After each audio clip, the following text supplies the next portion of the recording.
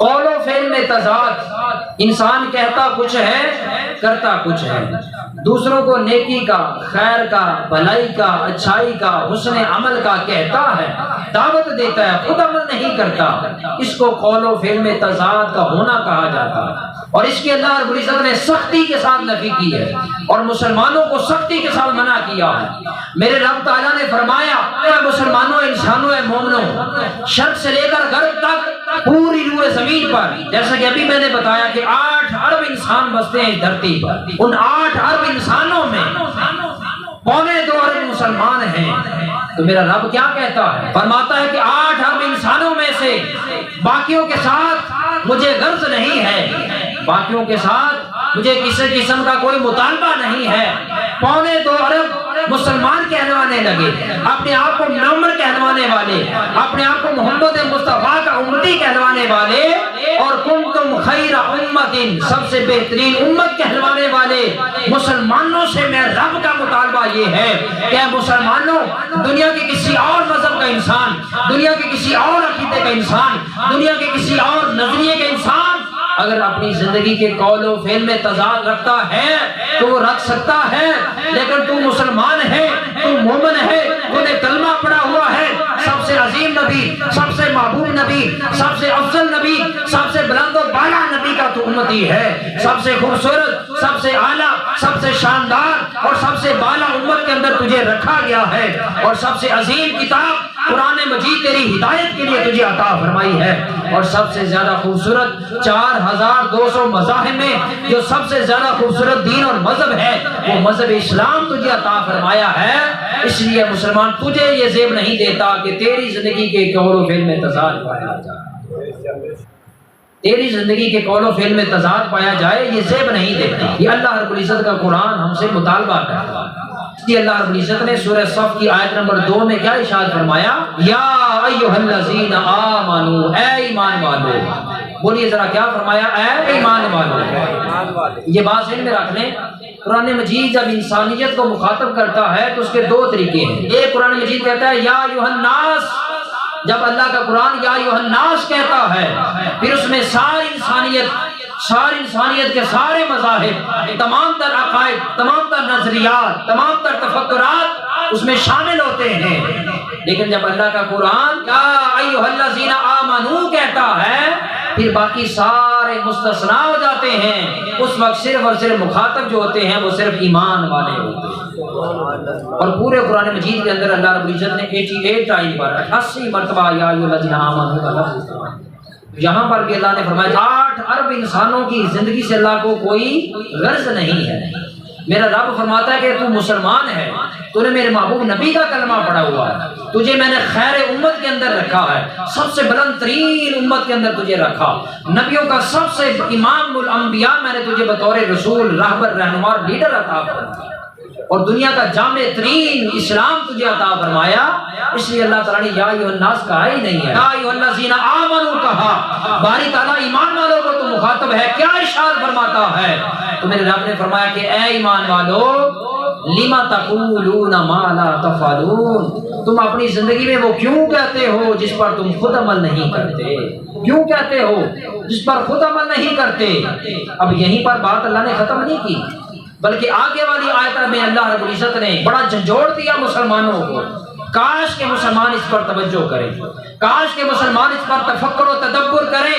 اقبال نے کہا تھا قرآن میں ہو غوطہ زن، اے مرد مسلمان، اللہ کرے تجھ کو عطا جدت کردار۔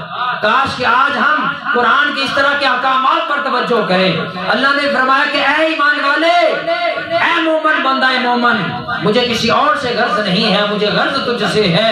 تو اپنی زندگی میں وہ بات کیوں کرتا ہے، وہ حکم کیوں کرتا ہے، وہ نیکی کی دعوت کیوں دیتا ہے، وہ عمل خیر کی طرف دوسروں کو کیوں بلاتا ہے، وہ نیکی کرنے کا، حسنات کا پیغام کیوں دیتا ہے؟ ما لا تفعلون، جسے تو خود نہیں کرتا۔ باری تعالیٰ اگر میں خود نہیں کر سکتا اس میں پھر تیری نظر میں کیا سزا ہے؟ تو آگے والی آیت میں اللہ نے فرمایا کبر مقتا عند اللہ، فرمایا کہ بے شک مجھے تیری یہ عادت بہت ناراض کرتی ہے، مجھے یہ تیری عادت بہت ناراض کرتی ہے، مجھے یہ تیری عادت بہت ناپسندیدہ ہے کہ تو اوروں کو اچھائی کی طرف، خیر کی طرف، بھلائی کی طرف نیکی کی طرف اور عمل حسنات کی طرف بلاتا ہے، خود نہیں آتا۔ فرمایا کابر مقتا عند اللہ ان تقولوا ما لا تفعلون، تیرے رب کو یہ بات بڑی ناپسند ہے، تیرا رب اس پر بڑا ناراض ہوتا ہے کہ تو دوسروں کو نیکی کی دعوت دے لیکن خود تو نیک کام نہ کرے۔ لقد کان لکم فی رسول اللہ اسوۃ حسنہ کی تفسیر کے پیش نظر فرمایا اگر چاہتے یہ ہو کہ میرے مصطفیٰ کے نقش قدم پر چلنے لگو تو پھر جیسے میرے مصطفیٰ نے پہلے خود عمل کیا پھر معاشرے کو حکم دیا، فرمایا تمہارے لیے بھی حکم یہ ہے کہ جس نیکی اچھائی خیر حسنات کا حکم دو پہلے خود اس پر عمل کرو پھر دوسروں کو دعوت دیا۔ یہ ہوتا ہے قول و فعل میں تضاد کا ختم کیا جانا، اور اللہ کا قرآن اس کے بارے میں ہمیں یہ کہتا ہے۔ دو طبقات میں سے ایک طبقہ براہ راست ریلیجس طبقہ بنتا ہے، مذہبی طبقہ بنتا ہے، جس میں خطباء ہیں، واعظین ہیں، مقررین ہیں، داعیان دین ہیں، مبلغین دین ہیں، ایک طبقہ وہ بنتا ہے۔ اور دوسرا طبقہ میرے محبوب نبی صلی اللہ علیہ وسلم نے ارشاد فرمایا بلغوا انی ولو آیا، میری امت کا ہر امتی مبلغ ہے اور میری امت کا ہر امتی داعی دین ہے۔ فرمایا بلغوا انی ولو آیا، فرمایا کہ جس کو دین کی ایک بات بھی مل جائے اس پر لازم ہے کہ اسی ایک بات کو آگے لوگوں میں پھیلانا شروع کر۔ بس معلوم یہ ہوا کہ ایک اسپیسیفک طریقے سے کچھ خطباء ہیں، واعظین ہیں، مقررین ہیں، پیشن کے اعتبار سے اور پروفیشنل کے اعتبار سے، اور دوسرے اعتبار سے دیکھا جائے تو چھوٹے سے بچے سے لے کر ایک بوڑھے ضعیف العمر تک ہر فرد میرے مصطفیٰ کریم کی امت کا جو ہے وہ داعی دین ہے، وہ مبلغ دین ہے۔ اگر دو پہلو دیکھے جائیں، ایک طرف خطباء کو دیکھیں، واعظین کو دیکھیں، مقررین اور داعیان دین کو دیکھیں، تو پھر لازم ہے کہ مجھ جیسا نکما انسان جب محراب و منبر پر بیٹھ کر لوگوں کو دین کی انٹرپریٹیشن دیتا ہے تو لازم ہے کہ جو جملہ اپنی زبان سے نکالے پہلے خود اس پر عامل بنے، اس پر عمل کرے، پھر لوگوں کو دعوت دے۔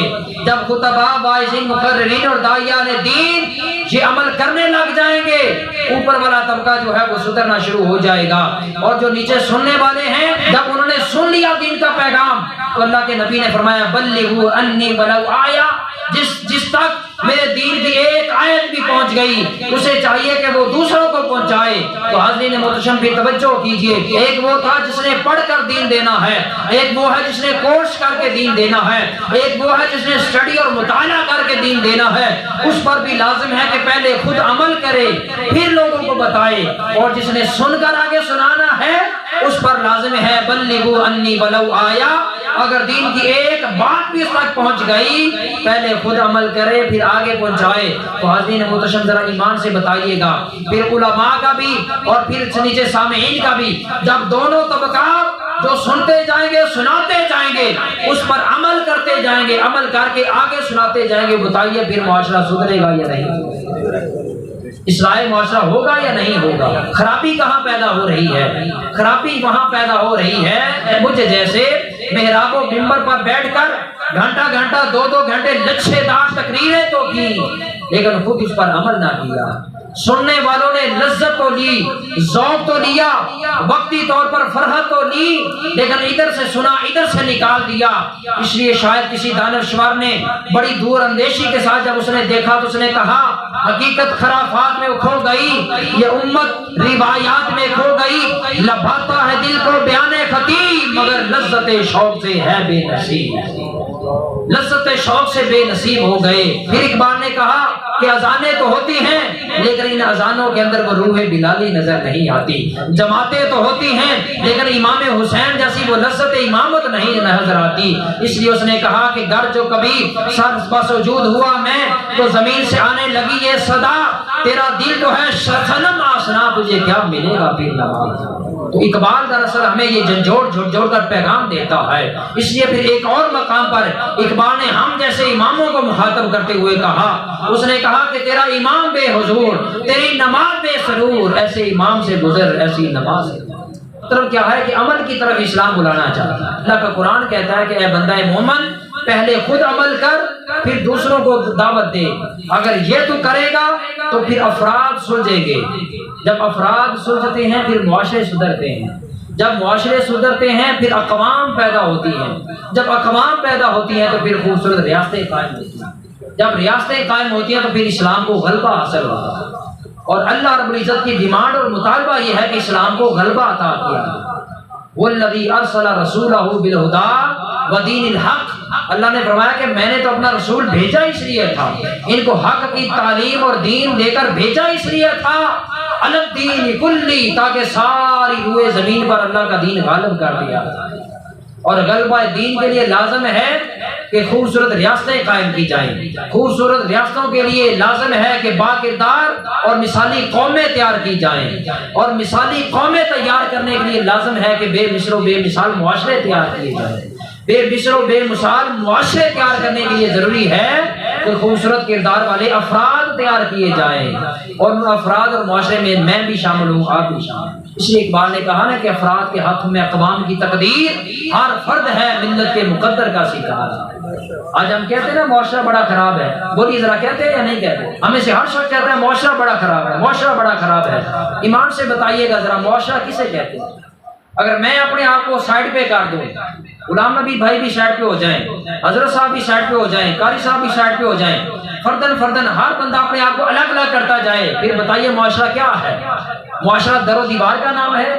معاشرہ کیا عمارتوں کا نام ہے؟ معاشرے میں میں بھی شامل ہوں، آپ بھی شامل ہیں، ہر فرد شامل ہے۔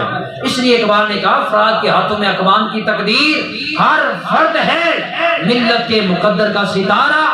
جب معاشرے سدھارنا چاہتے ہو تو ہر انسان پر لازم ہے کہ وہ اپنے آپ کو سدھارے۔ جب ہر انسان اپنے آپ کو سدھارے گا خود بخود معاشرے سدھر جائیں گے۔ جب معاشرے خود بخود سدھریں گے اچھی قومیں معرض وجود میں آئیں گی۔ جب اچھی قومیں معرض وجود میں آئیں گی پھر بے مثال اور لازوال قسم کی نہ مٹنے والی نہ ختم ہونے والی ریاستیں قائم ہوں گی۔ جب ایسی ریاستیں قائم ہوں گی پھر اللہ کے دین کو غلبہ حاصل ہوگا۔